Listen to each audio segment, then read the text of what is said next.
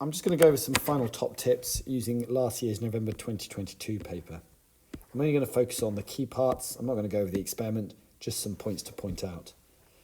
So the first question will get you to make some measurements initially. Don't forget repeats. So for this question here, take measurements to determine the period t of these oscillations. Remember, when you're doing time periods of oscillations, best to always do 10t. And then to find the time period, you just divide your answer by 10. So you get that. It's best to repeat it as well. So you should do maybe 10t 3 times and average those as well. So always best to do repeats on that early question there and show your repeats here so the examiner knows, because they won't know unless you tell them. Now you need to record a results table. Now the key thing is here is thinking about your sig figs and decimal places. So rearrange the slotted masses between the upper and lower nails, record ml and determine t. So ml was the mass. So again, don't forget units. You have a slash and then the unit. Then we're going time period. Now remember, this is oscillations, so best to always do 10 oscillations first in seconds, and then we'll find t in seconds. Don't forget, you may also need to do some repeats depending on the situation. So don't forget to include repeats in here. Always best just to have them in. You've got plenty of time to do it, so there's no harm. You need to do 6 values. You can do 6 values of mass down here. Now remember, there's always a mark for doing the smallest and largest possible mass. In this case, you were given a 50-gram mass, and you had enough to go to 550 grams. So do that whole range. The smallest one you should do is 50. The largest you should do is 550. And it doesn't matter how you go up. You could go 150, then 200. You've just then got to get 6 readings. And remember, you're welcome to use your reading from up here as your first reading. It then asks you to record square root of ml. So again, you need to write that. Now this is going to be a calculated value. Now remember, for units, if you're square rooting, that's going to be, the unit, it will be the square root of the kilogram, or you could write kilogram to the power of a half. That's fine there. So make sure that all of them have units, unless they are unitless. Now, how do you do your numbers into here? Now, when you record time, these are raw measurements. So what you're doing here is you are, in this case, you had the masses written on the masses, but if you were, say, using a mass balance to get that, you would just write down the value that you see. But in this case, because written on them was 50 grams, 150 grams, it's just written down like that. Make sure you don't put your unit in here, so that would be wrong. I need to rub that out. Make sure you don't have the unit there, in there.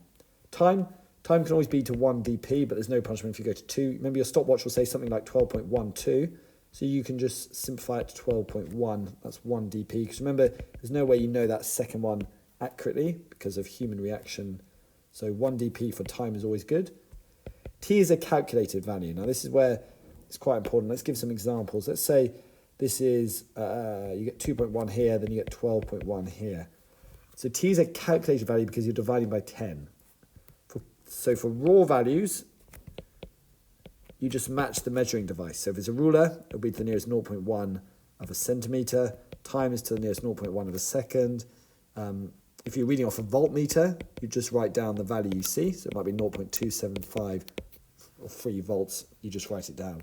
But for calculated values, which 10t is, so e.g. in this case 10t and the square root of m, you match sig figs. And they sometimes ask that to justify your number of sig figs used. So in this case, this is done to 2SF. So my time will be given to 2SF. This is to 3SF. So in this case, my answer will be given to 3SF. So you can see they don't match to going down here. We're matching across because they're calculated values.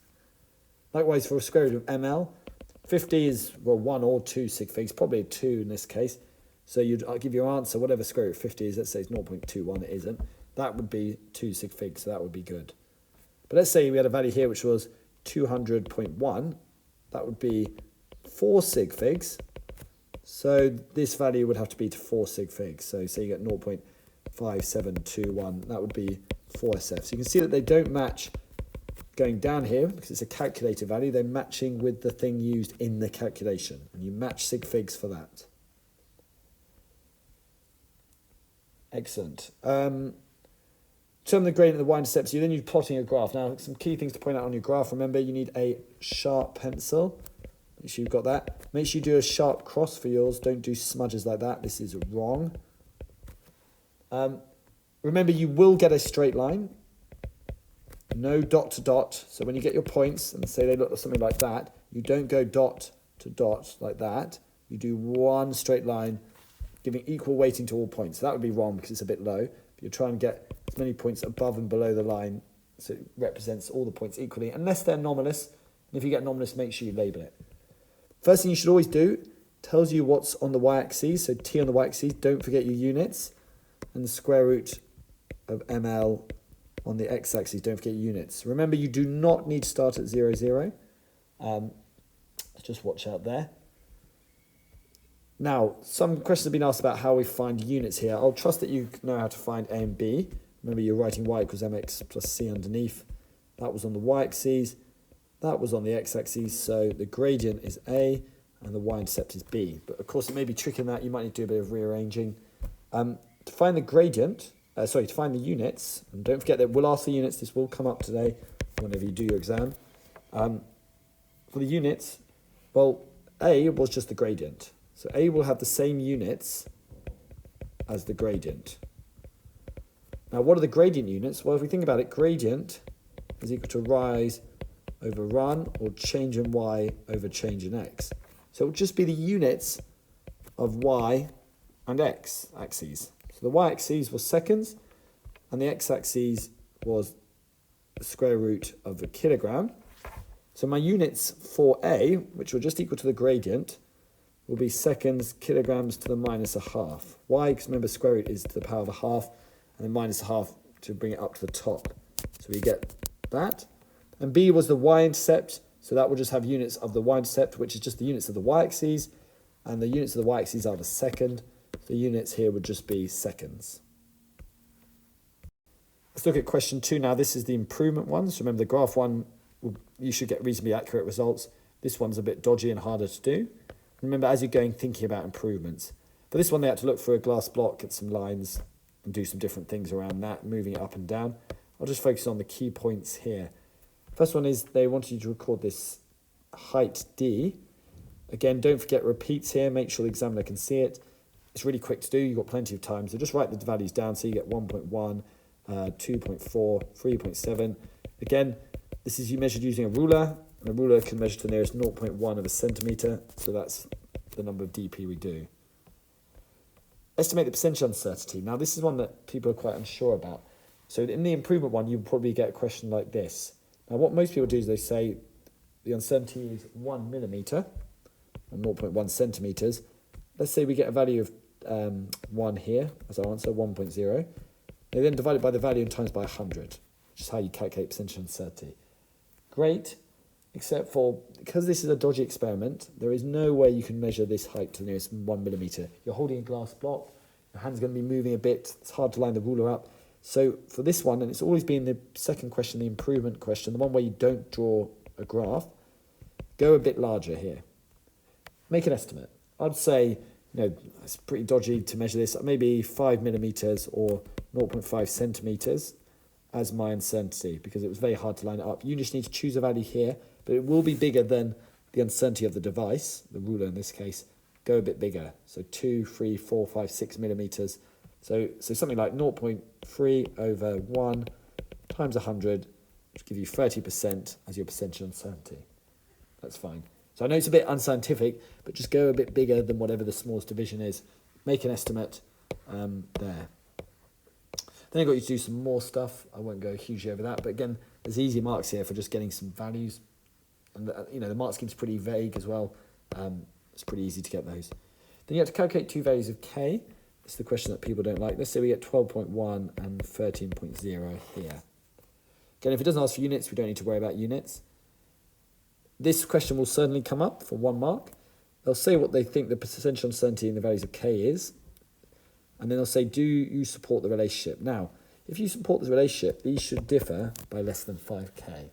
So the way you do this is you do a calculation where you do the difference between the two values, divided by, and you can choose here either the smallest, the largest, or the average. I just always go for the smallest, times by 100, and that will give you the percentage difference. Let's say we get 10%. I'm not sure you have to write into a calculator, but let's say it's 10%. then would say 10% is more than 5%, so it does not support. Because 5% was the threshold and mentioned in the exam, so that's why we did that. Let's say, however, we got 2%, well then we would say it supports. So you say the difference in K values is 2%, that is less than 5%, so supports relationship. Okay, so that's how you do that question. Calculation, and then a sentence justifying it, referring back to this value. That's just a calculation. Then we get into improvements. Now, some other questions they sometimes ask this, they might say, justify the sig figs used. To justify sig figs, remember your answer will be that, say you're calculating R, and your V value is 12.1, and your I is 0.24. The way you'd answer this question is you'd say V is to 3 sig fig, I is to 2 sig fig, so R will be to 2 sig fig as it is a calculated value. So you use the least number of sig fig of your values used in the calculation. So least number of sig fig, I has the least number at 2 sig figs, so that's what the answer should be 2.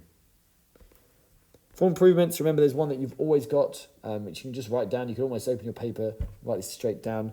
Remember that 2 readings, which is what you'll always have to do, is not valid, not enough to draw a valid conclusion, are not enough to draw a valid conclusion. Remember, it'd be like me taking, measuring the temperature today and tomorrow and saying, look, the Earth's cooling. 2 data points is not enough to make that conclusion. We need many, many more. So how do we improve it? Well, that improvement is take more readings. And then what are you going to do to actually spot the trend? I'd say, and plot graph. Plot a graph. Okay, so that one will come up. Just learn that.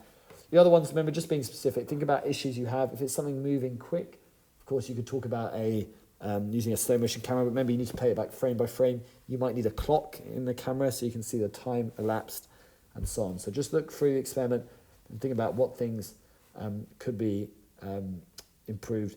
Was it hard to keep something in its place? Did you only take was there some inaccuracy in some way that you were measuring something, and so on. So just go through each one, and the one thing you could do as you do the experiment, you could put a little star next to things that you think weren't very well done and how you can improve them. Remember, be specific. So don't just say difficult to measure. You could say difficult to measure, and then you refer to what it was. So in this case, you could say difficult to measure D1 as hard to hold ruler still. That would be good. So I've said which variable was hard to measure and why, and then you'd say the improvement for that. You could use a shorter ruler. You could clamp the ruler, something like that, to make it easier to keep that ruler still. You could just remember set square could be used instead of a ruler because they have that nice right angled. You can measure like that.